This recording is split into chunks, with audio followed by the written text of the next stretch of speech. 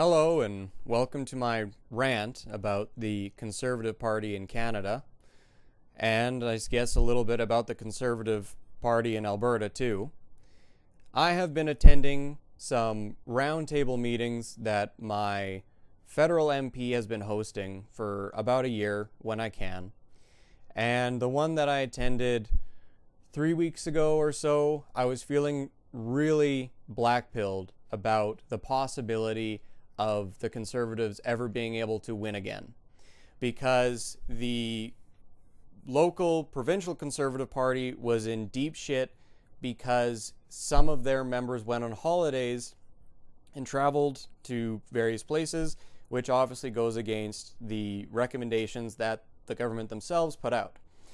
And really cemented in my mind that no one hates hypocrisy and corruption more than conservative voters, because the people that were the most mad about what had happened were the conservatives. And every time that there's a scandal in the Conservative Party, whether it's meaningful or not, I mean, you have to keep in mind that conservatives are more likely to be against lockdown procedures to start with. But that doesn't matter. They hate anytime there's one rule for you and one rule for me. So every time that there's a scandal with the Conservative Party, they hemorrhage votes. I mean, fortunately, I guess, the NDP and the Liberals have picked up no more support from the Conservative Party hemorrhaging their support. All of the Conservative support bleeding, hemorrhaging, is going to independent and separatist parties because everyone's just mad, real mad. So the way that it works is that, all parties are corrupt and inefficient, and it's only conservatives that will do something about it.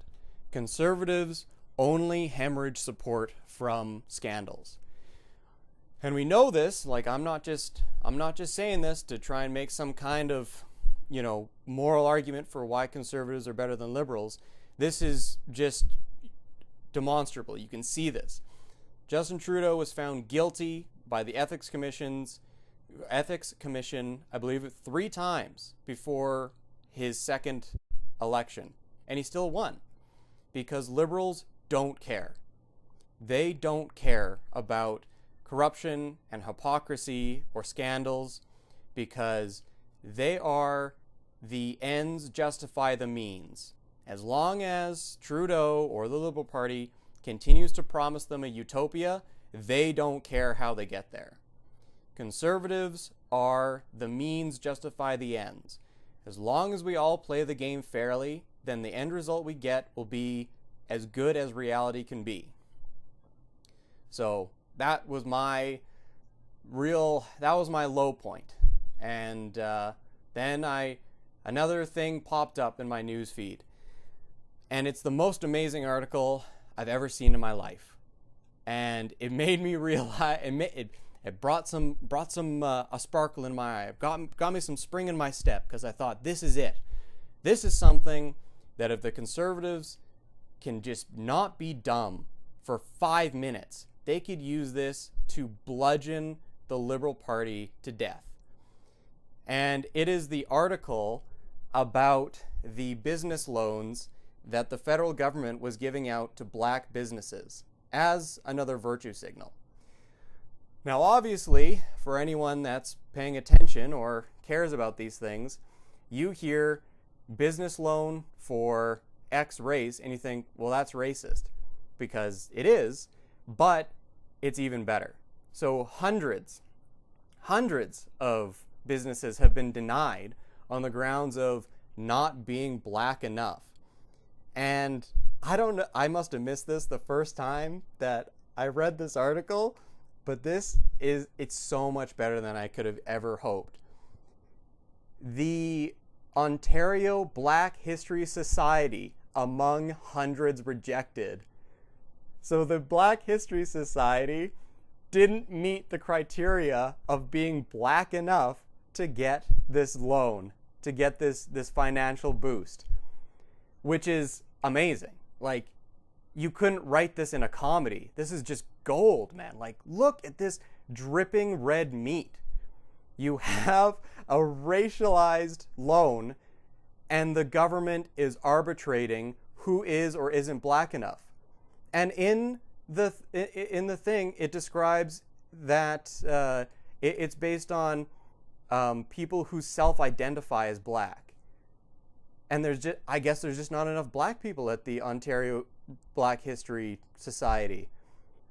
But obviously the government is determining if there's enough black people or if they're black enough.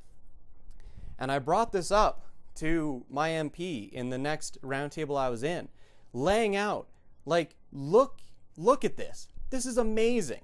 This is something that you should be, when you're in Parliament, be asking the Liberals when they're going to start using words like quadroon and octoroon again. Oh no, we can't give a loan to that business. They only have an octoroon as the head. We need you to be at least a quadroon. And for those of you who don't know, that's old-timey language back when people cared about whose race anybody was, and quadroon means quarter black and octoroon means eighth black. So this is a glorious opportunity. And I went on further to say, look, the Conservatives should be pummeling them with this and be saying the proper way to do any of this is to do it based on merit. Do it means tested. Anybody who made a business that comes from a lower income, that's who we're going to give these loans to. So hopefully these people can expand their businesses further.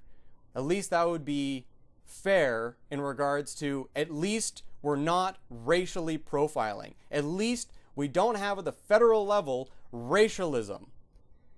And I continued and I said, you could carry this farther. You could say the Conservative Party, every one of our members earned their places.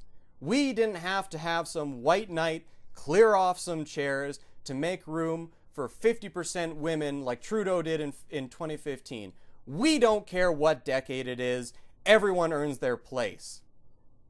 And my MP, he stopped me and he said, well, we can't say that. Why not? Because we're not diverse enough. What did you just say to me? Then quit. Then join the Liberals. If diversity is more important than the values and the content of your party, then what's the point? How are you not the Liberal Party? How are you not giving into this?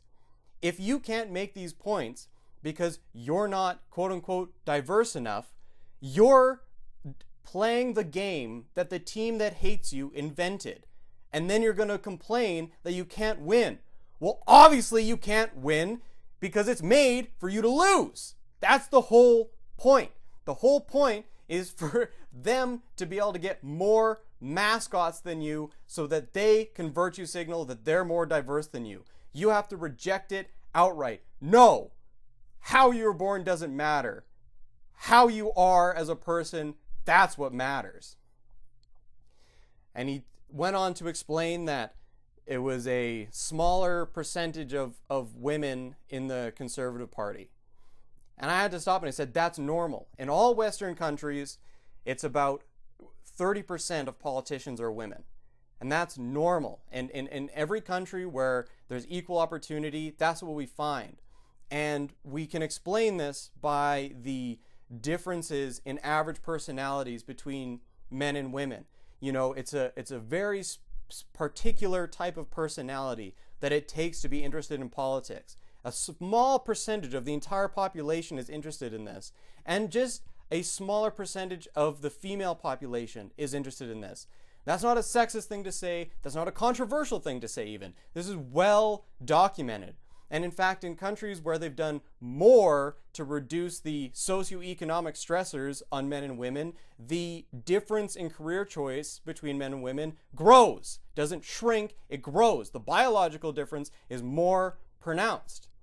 course, I didn't have time to explain all of these fine details because he cut me off, and this guy frickin' air quotes me. He's like, whoa, well, I've talked to women, and I don't think that it's about their, air quotes, personality, as if what I was saying was disparaging and saying that, well, women just aren't cut out for politics. No, very few people are cut out for politics. Very few people have the personality type. And it just so happens that there's enough difference between men and women on average that you're going to have a different end result. And that's fine. If it was 50-50, that would actually show some form of discrimination, some sort of force pushing one group up to be equal. You never have equality of outcome across groups. There's disparities everywhere. And unless you can prove that there's discrimination in the process, you have to assume it isn't there. A disparity in the outcome is not evidence of discrimination. You have to prove where it is in the process. Because conservatives need to remember that the means justify the ends, not the ends justify the means. So the conservatives are going to let the liberals walk all over them. They're going to leave this red meat article just hanging there. Just hanging there. Because they are terrified. They have been beaten into submission to play the same game that the liberals set out for them. And they don't, and I don't see how they're ever going to get better. These people don't understand that they're trapped. And they don't have the principles or the moral backbone to say, I'm not playing your stupid game. Every one of our MPs earns their place. Every one of them. No exceptions. We're not catering to anybody based on how they're born.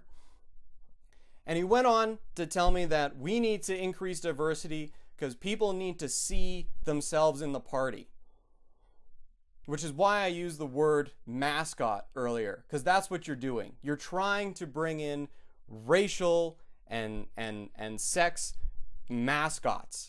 Saying, oh, look, we hired a mascot for your team. Oh, we hired a mascot for this team. Vote for us. We got a mascot for everybody. And if that's how you want to do politics, then party politics is dead. There's no point in the parties even having or pretending to have values or principles. Those are dead. We don't expect people to vote for values and principles anymore. That's what you're saying. You're saying the country is over. Everything is racialized and based on group identity. Everything's identity politics now. And if that's how it is, why don't we have a black party? Why don't we have a woman party? Why don't we have a white party? And they can just argue about their own group's special interests that only curtail to them, and there is no overarching Canadian value or political party value. No, everything is based on how you're born, what you look like, because that'll be so much better.